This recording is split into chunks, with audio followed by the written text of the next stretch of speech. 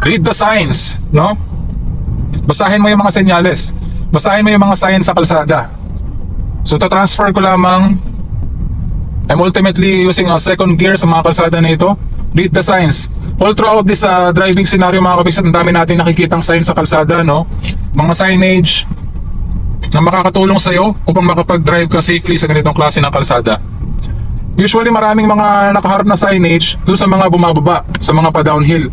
Pero dito sa pa-uphill, wala kang makikitang masyadong signage, no? Pero nung nasa Ligaya Drive tayo, as we go along pababa sa kalsada na yon, ang dami nating nakikitang signage, no?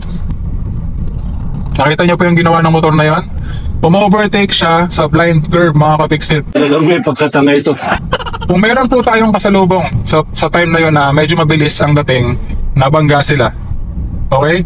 So, that puts me on our next tip, mga ka-fixit. Pagdating dyan sa usapin na yan, yung overtake, no? Pagdating sa usapin na overtake, mga ka-fixit, wag na wag po tayong overtake sa mga ganitong klase ng kalsada.